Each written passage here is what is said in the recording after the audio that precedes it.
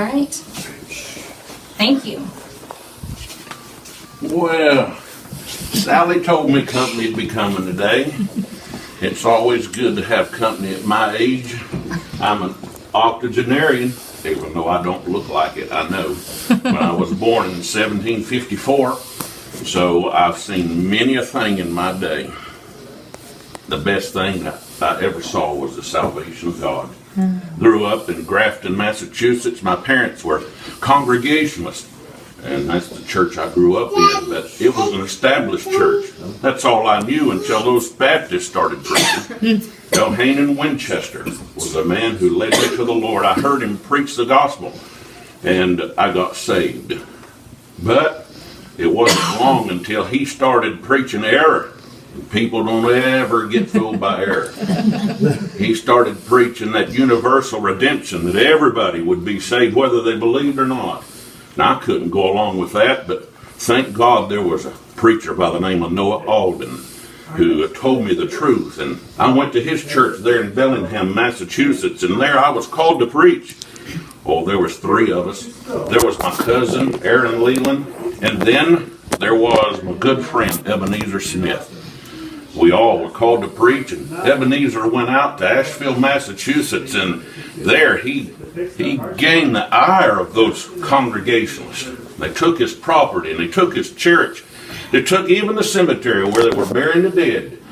And I thought, how horrible that is.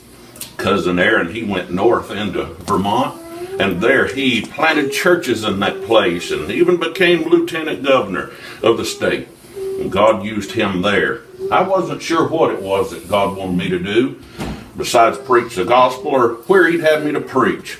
I preached for a while in Massachusetts, and then I believed God wanted me to go south.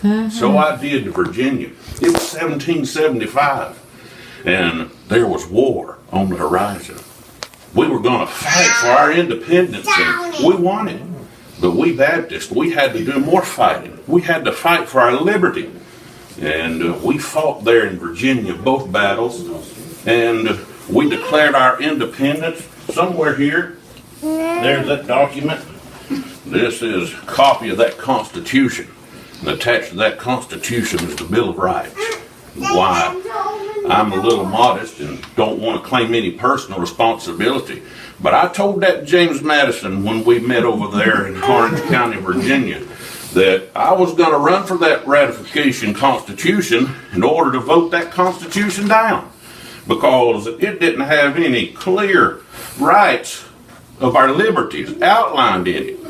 And so Madison, he said, if you'll tell me what your objections are, then I'll promise I'll work for it if you'll put your support behind me.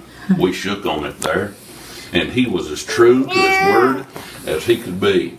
And he labored for that Bill of Rights, and now we have religious liberty in this country.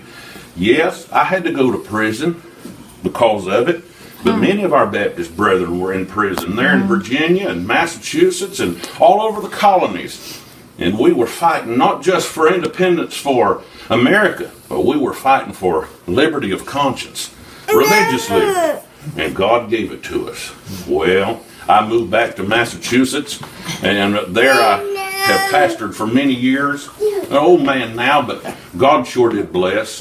Why, we've always enjoyed a fight.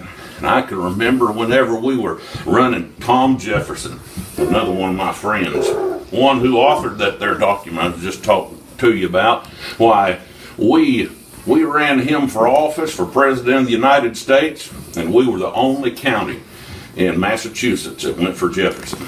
But Jefferson won, and because of it, all of our farmers got together, and we made a big cheese. That's what it was called. It weighed hundreds of pounds, and they often call me the big cheese today because of that. But we put that thing on rail, and we ran it down to Washington, D.C., and I preached all the way along that track.